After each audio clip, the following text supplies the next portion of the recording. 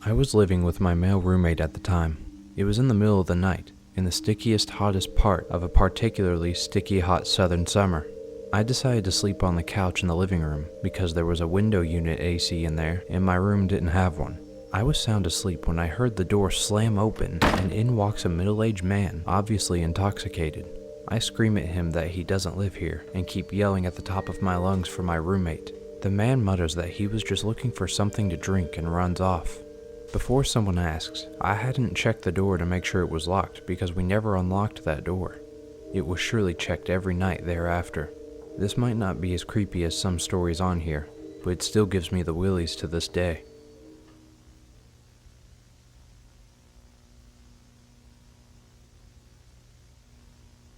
So my city is one that is under a state of emergency. Because of the whole COVID situation, the streets are fairly dead, especially this late at night. I live on a pretty busy street too.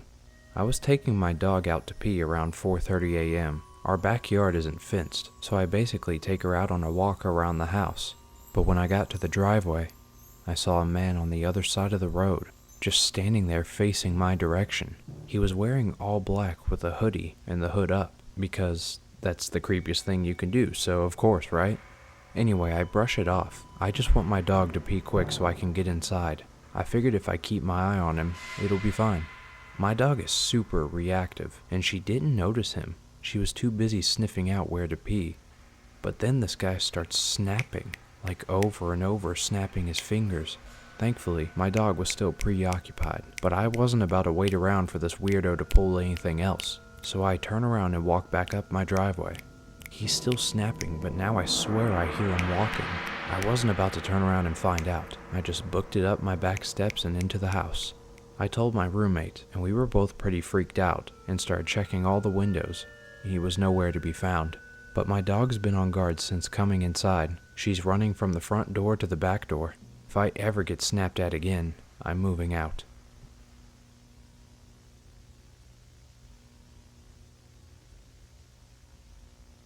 This is by no means the scariest story ever, but it definitely unnerved me. Last night I drove to work, and a snowstorm started up shortly after I got there. I have an hour-and-a-half commute until I can figure out a better housing situation, and I get out of work late, so my parents let me use their hotel points to get a room for the night. When I got to the hotel to check in, there was a man in the lobby, but nobody else was around besides the man at the desk.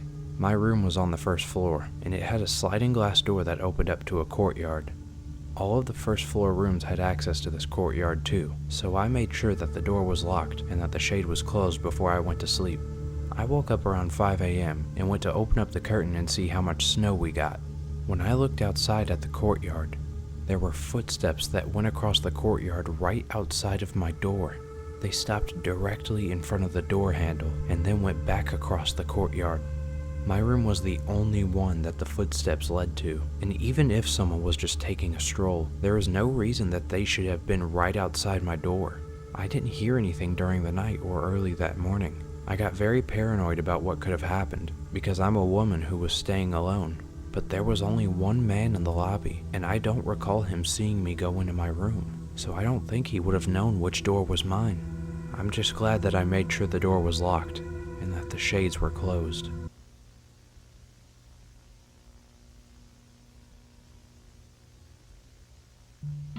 A few years ago, I used to help out a family member check cows who were soon to give birth in the winter. I worked the night shift, so I would sleep in the guest room at the farm for a few hours, then go out at 2 a.m. to check the cows, which took a bit, then head home. I used to do this about 3 nights a week. This specific night, I made the rounds and all was fine, so I hopped in my car and left the farm to head home. I was able to just barely pick up speed when I noticed a figure on the road. It's common to see deer, so I kept my brights on and slowed way down. As I got closer, I realized in the middle of the road, there's a man. It's winter, but he was only wearing a hoodie. He was alone, no dog, no vehicle parked by, and no other driveways nearby. But I just assumed it was someone who had a reason to be out at 4 a.m. in the middle of nowhere, so I drove home and forgot about it. The next day, while having dinner at my sister and brother-in-law's house, my brother-in-law had something to tell us, but waited till their kids went to bed. He told us, "This morning my parents woke up with a man inside their house." My heart dropped. The farmer, who is my brother-in-law's dad, woke up only to find a stranger wearing a gray hoodie sitting at his kitchen table. He had walked right through the front door that used to always stay unlocked. Assuming the stranger walked straight to the farmhouse after I drove by, he would have been in their home, undetected for almost 3 hours. Thank God the stranger was not there to harm, rather he was confused. He couldn't remember anything about himself or how he got there. It was as if a bad trip had led him to walk out in the middle of winter for miles with no coat and only one shoe on. Feeling uncomfortable, yet realizing the stranger was not a threat, the farmer brought him to the nearest gas station in town, where the stranger had a friend come pick him up. Now the farmer and his wife always lock their doors.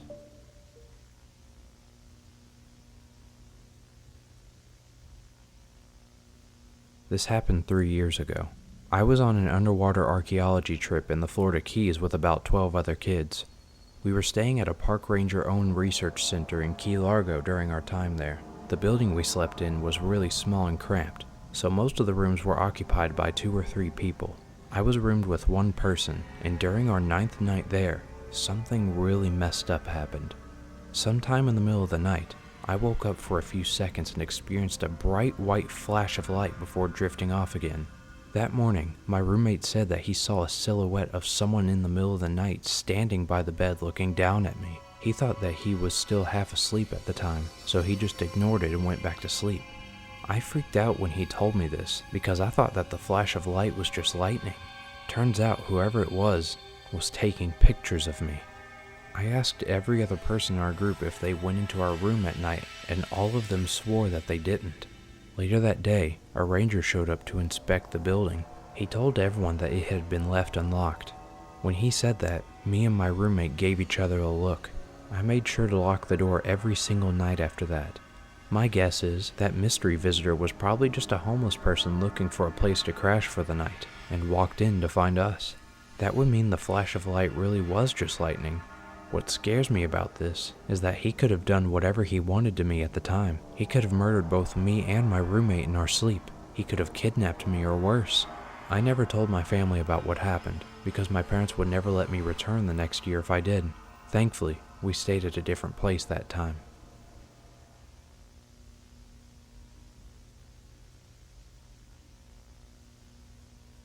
This happened to my dad, back when he was stationed at an Air Force in Nebraska in the early 80s. He lived in the dorm not that far down from a guy named John, a radar tech who was the same age as him. Dad never really talked to him, but had seen him around. Said he was no one special, didn't particularly stand out to him, just another young guy like himself. Then, in January of 1984, there was a lot of activity in the dorm with John, and my dad saw him leaving with the authorities. Didn't take long to learn why. John had murdered 3 boys, 1 while living in Maine and 2 while stationed in Nebraska. Other names for the man, Jean Joubert, are the Nebraska Boy Snatcher and the Woodford Slasher. Turns out he was a screwed up guy for a while, having first stabbed someone when he was 13 and attacked several others before he first killed. Yet he got in the military at the same time as my dad. Goes to show how ordinary everyone seems when you don't truly know the people working around you.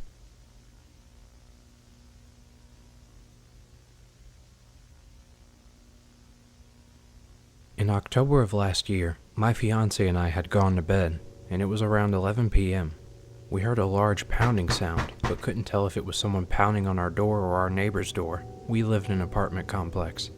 We waited a minute, and when the pounding became more intense, my fiancé got out of bed. He stood at one end of the long hallway in our apartment, the front door being at the other end of the long hallway. By the time he got out of bed, the pounding had turned into this person ramming their shoulder into our door and jiggling the door handle. He told me to call 911, so I did. The dispatcher asked me to describe what the person looked like, so my fiancé went to the peephole.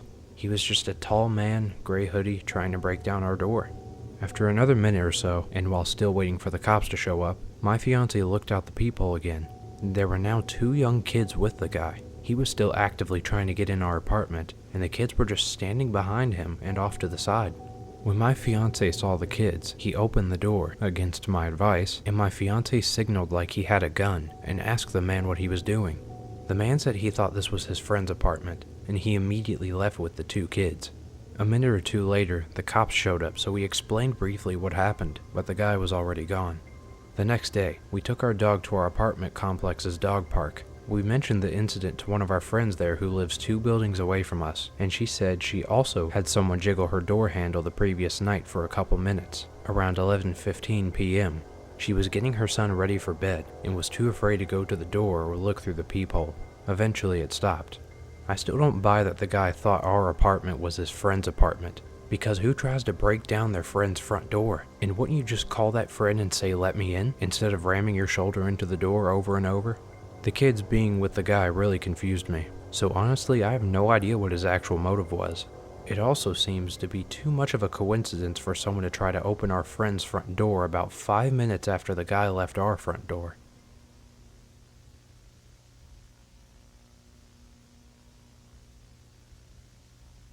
Another subreddit asked for creepy encounters. Thought I'd share one of mine here as well. So we used to live in a cul-de-sac in a brand new housing estate. Plenty of houses but very little people. Yet, when I say brand new, it still wasn't even on GPS yet. I work from home, so I'm in my office with my dog by my door in the middle of the day. My wooden front door is open, but my screen door is locked. I hear the door handle click and suddenly my dog starts going off like I had never heard before. This isn't a little yapper. She's a trained personal protection dog. We don't have guns or pepper spray as protection in Australia, so I got her. I step out of my office and look towards the door. There is a man standing there completely silent.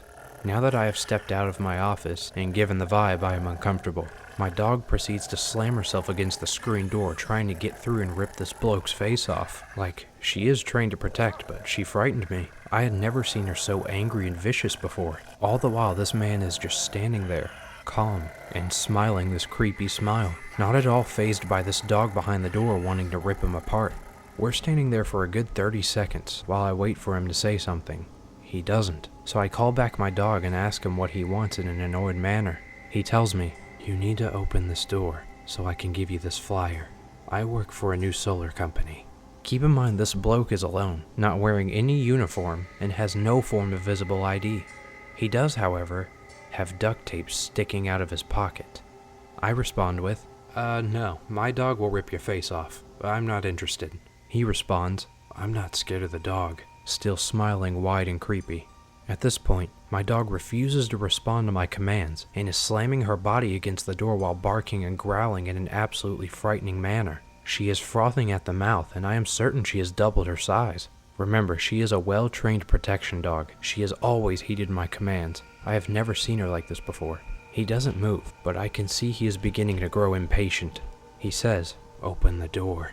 I reply with, "No, put it in the letterbox." At this point, I see my next-door neighbor returning home. He smiles, turns around, and walks off. Doesn't put anything in my letterbox. I watch him walk right by my neighbor. No talking to them, nothing in the letterbox, turns up the pathway and disappears down the lane. My dog huffs, then goes back to her previous spot where she was sleeping before. It's to be noted that my driveway was gravel. Him walking up it should have made a sound. Not myself nor my dog realized he was there until he tried opening my door. Always lock your door, folks. I escaped something that day. We don't live there anymore.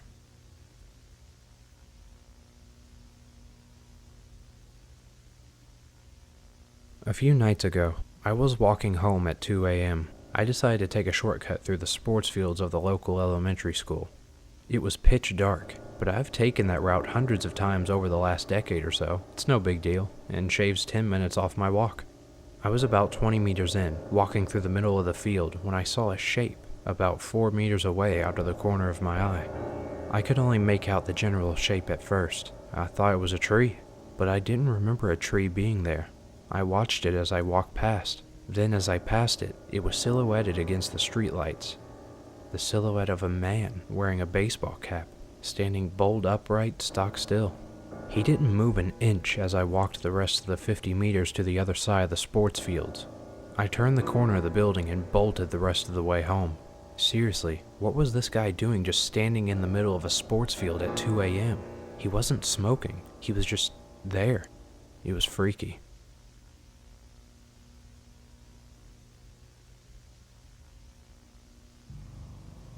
This happened at the beginning of this month, after traveling home from a gaming convention.